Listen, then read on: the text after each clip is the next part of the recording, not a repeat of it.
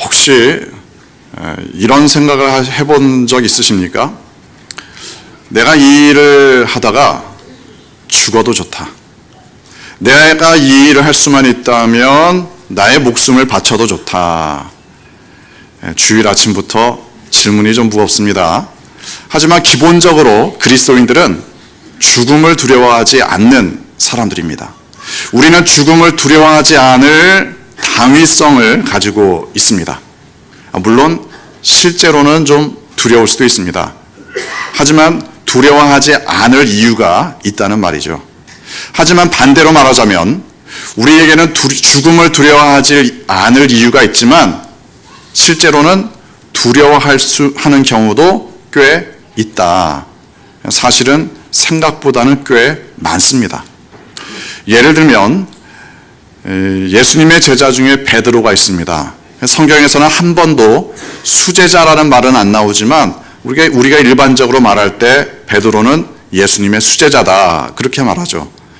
베드로가 예수님과 나눈 대화들 복음서에 많이 기록되어 있습니다. 또 초대교회 시절에는 베드로가 굉장히 중요한 역할을 감당합니다. 자, 그런데 이 예수님의 수제자 베드로가 예수님께 이렇게 말을 합니다. 내가 주님과 함께 죽겠습니다. 내가 주님과 함께 죽을지언정, 차라리 주님과 함께 죽을지언정 주님을 배반하지는 않겠습니다. 말하자면 나의 목숨을 다해서 주님을 위해서 살겠다. 이런 고백이 포함되어 있습니다. 베드로가 예수님께 했던 그 고백 진심입니다. 거짓말이 아닙니다. 실제로 베드로가 예수님을 사랑했고 예수님을 존경했습니다.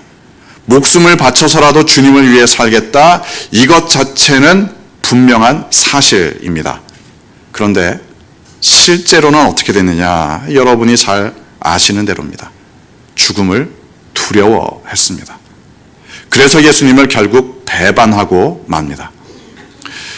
자, 그러니까 어떤 사람이 믿음이 있다 이것과 그 믿음이 어떤 상황에서도 흔들리지 않는다 이건 좀 차이가 있습니다. 다만 그 믿음이 얼마나 견고한가 확실한가 여기에 따라서 얼마나 많이 흔들릴 수 있느냐 이런 게 달라질 수 있을 겁니다. 그렇다면 우리의 믿음에 대해서 우리가 항상 잘 점검해 보는 건 너무나도 중요합니다. 나의 믿음은 조금만 바람이 불어도 흔들릴 만한 믿음인가? 아니면 나의 믿음은 태풍이 몰아쳐도 살아남을 믿음인가? 이런 것들을 위해서 본질적인 질문을 던질 필요가 있습니다. 예를 들어 하나님을 믿는 사람들에게 있어서 가장 본질적인 질문이 뭐냐? 여러 가지 질문들이 있겠지만 가장 핵심적인 질문은 이겁니다. 하나님이 정말 계시냐? 하나님이 정말 존재하시느냐? 그 하나님은 나를 창조하시고 나를 구원하신 그분이시냐? 이게 핵심적인 질문입니다. 하나님이 계시지 않는다면 기독교는 여러 종교들 중에 하나에 불과합니다. 하나님이 계시지 않는다면 우리의 믿음은 허상에 불과합니다. 하나님이 계시지 않는다면 우리는 죽음을 두려워해야 합니다. 하나님의 존재, 이 질문에 대해서 얼마만큼의 확신을 가지고 있는가? 이 여부에 따라서 우리의 인생은 완전히 달라집니다. 출발부터 달라집니다. 아주 중요한 질문이다 보니까 당연히 사람들이 많이들 질문하죠. 아마 여러분도 주위에서 이런 질문 들어보셨을 겁니다. 야, 하나님이 계시면 어디 한번 증명해 봐라. 하나님이 살아계신다면 증거를 대봐라. 아마 여러분도 좀 들어보신 적이 있을지 모르겠습니다. 물론 이런 질문이 다 똑같지는 않습니다. 이런 질문을 하는 분들이 다 똑같은 목적으로 질문하는 건 아닙니다. 그러니까 어떤 분들은 하나님의 존재에 대해서 질문을 할 때 그게 정말 알고 싶어서 질문하는 경우가 아닐 때도 있습니다. 그냥 공격하기 위해서 질문하는 거죠.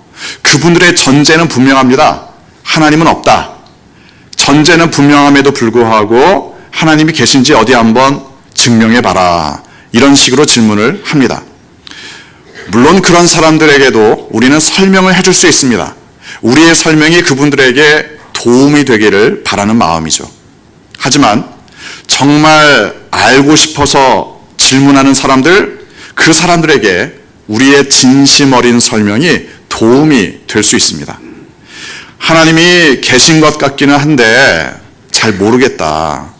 하나님은 좀 잘 알고 싶은데 그게 잘 안 된다. 이런 마음을 가지신 분들이 있습니다. 그 사람들이 하나님의 실존, 하나님의 살아계심을 경험하게 될 때 드디어 견고한, 흔들리지 않는 믿음을 가지게 됩니다. 무엇과도 바꿀 수 없는 확신을 갖게 됩니다. 얼마 전에 제가 전도를 하기 위해서 어떤 분과 식사를 같이 한 적이 있습니다. 이분은 질문이 참 많았습니다. 그래서 이분이 질문을 하면 저는 대답을 해주고 이런 방식으로 대화를 나눴습니다. 그런데 이분에게 열심히 대답을 해주다 보니까 저는 거의 밥을 남겨야만 했습니다. 몇 숟가락 떠보지도 못했습니다. 계속 열심히 대답을 해줬습니다. 아무튼 제가 그렇더라도 그분에게 영적인 도움을 주는 게 더 중요하지 않았겠습니까? 그러니까 아무튼 최선을 다해서 대답을 해주었습니다. 그런데 제가 그분에게 최선을 다해서 그렇게 열심히 대답을 해준 이유가 있습니다. 그분이 이렇게 말씀을 하셨습니다. 자기는 지금 확실한 믿음을 찾고 있다. 확실한 믿음만 발견한다면 그것을 위해 평생을 살아도 좋다.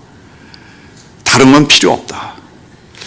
이분의 직업에 대해서 말씀드리기는 좀 그렇고 아무튼 이분이 돈을 꽤 버시는 직업입니다.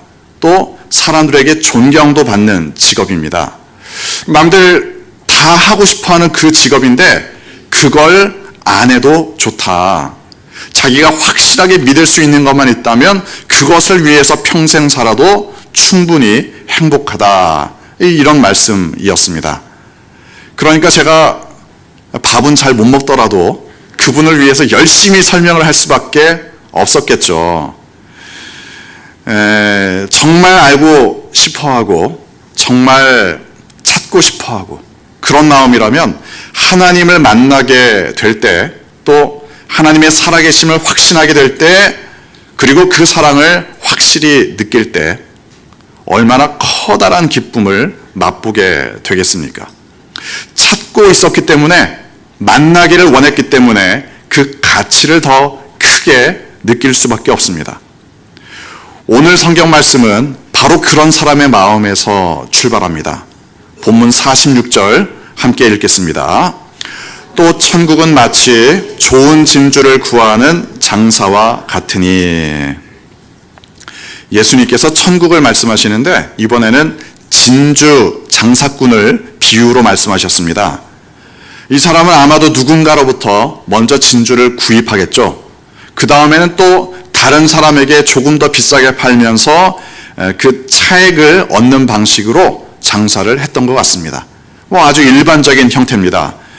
그런데 본문을 잘 보면 단순히 일반적인 장사꾼만은 아닌 것처럼 보입니다. 왜냐하면 단순히 돈을 많이 버는 것만이 목적이라면 싸게 사서 비싸게 팔면 그것이 끝입니다. 얼마나 남기느냐 이것만이 관심사라면 굳이 값비싼 진주를 찾을 필요는 없습니다.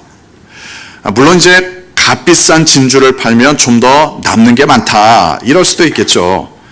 하지만 그럼에도 불구하고 이 장사꾼이 찾아다니고 있는 진주는 단순히 좋은 진주 그런 정도가 아니었습니다.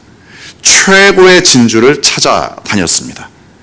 최고의 진주를 찾아다니는 이 장사꾼의 마음, 그게 천국을 소망하는 마음이다. 그냥 좋은 것 정도를 찾아다니는 게 아닙니다.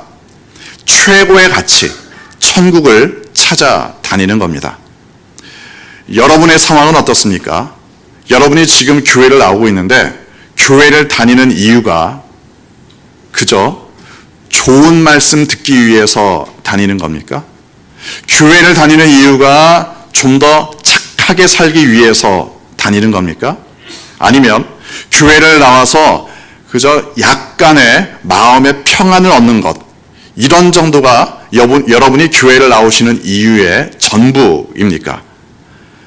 물론 그럴 수도 있습니다. 그런 이유를 가지고 교회를 나오실 수도 있습니다. 하지만 그런 정도에 그친다면, 교회를 나오는 이유가 그 정도에 그친다면 약간만 바람이 불어도 흔들릴 수밖에 없습니다. 자그마한 염려에도 두려워할 수밖에 없습니다. 절실하게 하나님을 찾고 그래서 하나님을 만난 사람이 견고한 믿음을 가지게 된다. 너무나도 당연한 이야기가 아니겠습니까? 그래서 우리는 항상 구도자의 마음으로 하나님을 추구해야 합니다. 구도자의 마음으로 하나님을 바라보아야 합니다. 갈급하게 하나님을 소망할 때 하나님의 말씀을 분명히 들을 수 있습니다. 사도행전 8장을 보면 이런 사건을 기록하고 있습니다. 아프리카에 에디오피아라는 나라가 있죠. 당시에 에디오피아의 재정을 담당하는 내시가 이 본문에 등장합니다. 그 사람이 중요한 직책을 맡은 내시였다는 것. 어쩌면 이 사람에 대한 이 설명은 그다지 중요하지 않을지도 모릅니다. 정말 중요한 건 이 에디오피아 사람이 갈급했습니다. 하나님을 알고 싶었습니다. 하나님을 제대로 믿고 싶었습니다.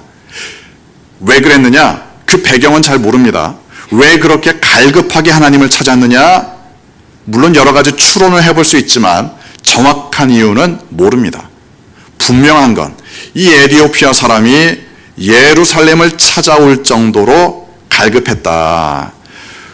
국가 재정을 관리 감독하는 사람이 분명히 한가했을 리가 없습니다.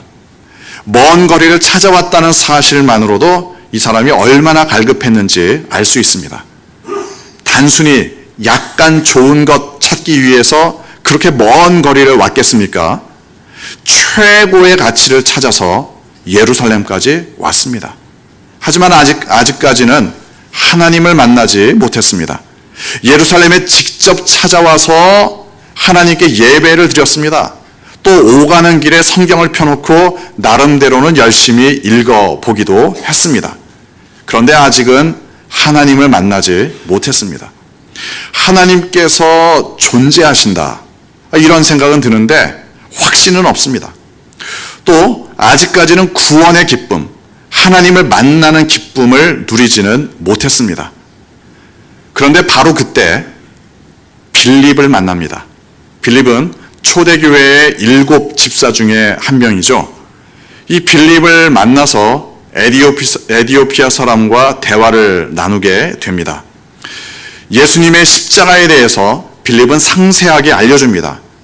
하나님의 모든 역사에 대해서 성경을 통해 이 빌립은 에디오피아 사람에게 설명을 해 줍니다. 그리고 이 에디오피아 사람은 최고의 진주를 발견합니다. 바로 그 자리에서 구원을 확신하고 그 자리에서 빌립을 통해 세례를 받습니다. 갈급하게 찾던 이 에디오피아 사람은 드디어 하나님을 만납니다. 최고의 가치를 만나게 됩니다. 그동안 찾아왔기 때문에, 그동안 하나님 만나기를 갈급하게 원했기 때문에 그 가치는 이루 말할 수가 없습니다. 그리고 이제 천국을 발견한 사람들의 행동에 대해서 본문은 이렇게 기록합니다.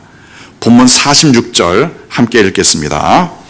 극히 값진 진주 하나를 발견하며 가서 자기의 소유를 다 팔아 그 진주를 사느니라.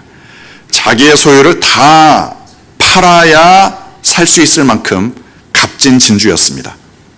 다 다른 모든 것을 다 포기할지라도 이 진주는 포기할 수가 없다. 그럴 정도의 가치를 발견합니다. 그리고 이건 좋은 진주가 어떤 건지를 아는 사람이기 때문에 가능한 일이었습니다. 저 같은 사람은 진주를 봐도 이게 진짜인지 모조품인지 모릅니다. 값비싼 진주인지 아닌지 모릅니다. 하지만 진주를 아는 사람이 진주를 찾고 있습니다. 좋은 진주를 찾고 있습니다. 이게 좋은 진주인지 아닌지를 알기 때문에 드디어 이 값진 진주 앞에 자신의 모든 것을 다 들여서 그 진주를 구입합니다. 이 진주 장사는 좋은 진주를 찾고 있었기 때문에 이 진주를 모든 것을 다 들여서 구입을 했습니다. 좋은 진주가 저절로 아무 일도 안 했는데 그냥 굴러 들어오는 게 아니겠죠. 이렇게 생각하시면 됩니다. 나는 하나님을 잘 믿고 싶다. 그랬는데 만약 하나님을 믿기 위한 아무런 노력도 기울이지 않는다. 그러면 뭐가 문제인지 아시겠죠? 또는 나는 정말 공부를 잘하고 싶다. 그런 마음은 좋습니다. 그런데 공부를 하기 위해서 글 한자 쳐다보지를 않는다. 이 사람이 왜 공부를 못하는지 우리는 다 압니다. 그 사람만 모릅니다. 또는 내가 정말 부자가 되고 싶다. 그런데도 땀 한 방울 안 흘린다. 이 사람의 문제도 마찬가지입니다. 또는 우리 가정이 정말 화목한 가정이 되면 좋겠다. 역시 좋은 마음입니다. 그런데 그것을 위해서 아무런 노력도 기울이지 않는다. 역시 마찬가지의 문제입니다. 이 세상 그 무엇도 소중한 건 그냥 얻어지지 않습니다. 소중한 것일수록 얻기도 힘들 뿐만 아니라 유지하기도 쉽지 않습니다. 많은 노력과 희생이 있어야 그래야 공부든 재산이든 건강이든 아니면 가정의 화목이든 유지할 수 있습니다. 혹시 나는 좀 쉽게 얻었다. 공부도 쉽게 잘했고 또 돈도 쉽게 벌었고 결혼도 쉽게 했고 건강도 내가 굳이 관리하지 않아도 나는 건강하다. 이럴 수 있습니다. 물론 감사한 일입니다. 하지만 조심하셔야 합니다. 만약 내가 쉽게 얻은 그것들에 대해서 소중한 줄 모른다. 이러면 문제가 발생하겠죠. 소중한 것을 유지하기 위한 노력을 기울이지 않는다. 그러면 어떤 결과를 맞이하겠느냐? 우리는 우리 주변에서 이미 수없이 목격하고 있습니다. 그리고 그건 믿음에 대해서도 분명히 마찬가지입니다. 그래서 우리는 우선 하나님을 찾고자 하는 마음을 갖는 것이 중요합니다. 그리고 그 마음이 그 마음으로 끝나는 것이 아니라 찾고자 하는 노력으로 이어져야 합니다. 성경을 읽어야 합니다. 기도도 해야 됩니다. 찬양도 부르고 찬양을 듣기도 해야 합니다. 다행히 우리나라는 종교의 자유가 있습니다. 성경 읽는다고, 기도한다고, 찬양 부른다고 잡혀갈 일은 없습니다. 그런데 뭔가 하나님을 찾고자 하는 노력을 기울이는데 그게 잘 안 된다. 잘 모르겠다. 이럴 때 목회자들의 도움을 받으면 유익할 수 있습니다. 여러분이 목사들에게 물어봐야 할 질문은 어디에 땅을 사면 땅값이 올라가느냐, 이런 걸 질문하는 게 아닙니다. 어느 대학에 지원하면 우리 아이가 대학에 붙겠느냐, 이것도 목사들에게 물어볼 질문은 아닙니다. 목사들에게는 어떻게 기도해야 되는지, 어떻게 성경을 읽어야 하는지, 또는 성경을 읽다가 잘 모르는 부분들, 이런 것들에 대해서 질문을 하셔야 합니다. 그게 이제 여러분들에게 유익한 방향입니다. 기본적으로는 우리의 하나님께서는 구하는 자에게 좋은 것을 주시는 하나님이십니다. 구하는 자에게 생명을 주십니다. 문을 두드리는 자에게 문을 열어주십니다. 찾는 자에게 생명의 근원이신 하나님께서 직접 만나 주십니다. 하나님을 만난다. 이건 하나님께서 어떤 분이신지 전인격적으로 경험하게 된다는 것을 의미합니다. 나의 이성과 감성과 영성을 통해서 하나님을 경험한다. 이게 하나님을 만나는 겁니다. 그렇게 하나님을 경험할 수 있습니다. 그리고 바로 그때 우리는 이 세상에서 경험할 수 없는 커다란 기쁨을 맛보게 됩니다. 다른 것과 비교할 수 없습니다. 그래서 나의 모든 것을 하나님께 드립니다. 이런 고백이 드디어 가능해집니다. 이건 누가 시켜서 할 수 있는 고백이 아닙니다. 하나님을 전인격적으로 만날 때에만 가능한 고백입니다. 그래서 우리의 믿음의 선배 다윗은 이렇게 고백합니다. 시편 27편 4절 함께 읽겠습니다. 내가 여호와께 바라는 한 가지 일 그것을 구하리니 곧 내가 내 평생에 여호와의 집에 살면서 여호와의 아름다움을 바라보며 그의 성전에서 사모하는 그것이라. 내가 평생 추구하는 것, 그건 하나님의 임재 가운데 사는 거다. 당연히 다윗만 이렇게 고백한 게 아닙니다. 하나님의 임재를 추구하는 것, 이건 수많은 우리의 믿음의 선배들이 공통적으로 고백했던 내용입니다. 내 평생에 하나님의 집에 살겠다. 이건 이제 우리식으로 말하면 교회에 살면 되는 거냐? 그런 게 아니겠죠. 또는 교회에 살다시피 하면 되는 거냐? 겉으로 볼 때는 그럴 수도 있습니다. 하지만 그게 본질은 아닙니다. 본질적인 의미는 하나님의 임재 가운데 사는 게 내 평생에 가장 소중한 일이다. 대부분 우리가 목숨을 걸고 무엇을 하겠다, 이런 일들은 물론 중요한 일들입니다. 예를 들어 목숨을 걸고 나라를 지키겠다, 그럴 수도 있습니다. 목숨을 걸고 나의 가정을 지키겠다, 역시 소중한 일입니다. 그런 일들은 다 중요하긴 한데 대부분 성취와 관련되어 있습니다. 무엇인가를 이루겠다, 어떠한 목표에 도달하겠다, 대부분 그런 이야기들입니다. 그런데 그 성취도 물론 중요하지만 우리가 하나님의 임재 가운데 살아간다는 것은 관계의 문제입니다. 여호와의 아름다움을 바라본다, 그의 성전에서 사모한다, 이게 다 하나님과의 관계에서 이루어지는 일들입니다. 성취가 중요하지 않다는 게 아닙니다. 중요합니다. 하지만 만약 엄청난 성취를 이루었는데 관계는 깨진다, 이러면 얼마나 안타깝겠습니까? 예를 들어 죽기 살기로 평생 일을 열심히 해서 부자가 됐습니다. 그런데 가정이 깨졌다. 얼마나 안타까운 이야기입니까? 정말 죽을 힘을 다해서 높은 자리까지 올라갔는데 진정한 관계는 하나도 남지 않았다. 얼마나 슬픈 이야기입니까? 과연 무엇을 위한 성취인가? 그런 질문을 던질 수밖에 없습니다. 우리는 성취도 중요하지만 관계를 더욱 중요하게 추구해야 합니다. 관계를 선택해야 합니다. 우리의 사랑하는 믿음의 동역자들과의 관계를 선택해야 합니다. 교회에서 여러 가지 일들을 할 수 있습니다. 교회에서 여러 가지 큰 목표를 세울 수도 있습니다. 하지만 성취보다도 더 중요한 건 관계입니다. 믿음의 동역자들과의 관계, 무엇보다도 하나님과의 관계를 선택하셔야 합니다. 그래서 나의 평생 그 무엇과도 바꿀 수 없는 하나님의 임재, 그 하나님의 임재 가운데 사는 것을 선택하겠다, 무엇과도 바꾸지 않겠다, 이러한 고백으로, 이러한 노래를 부르며 살아가는 여러분 되시기를 주님의 이름으로 축원합니다. 기도하겠습니다.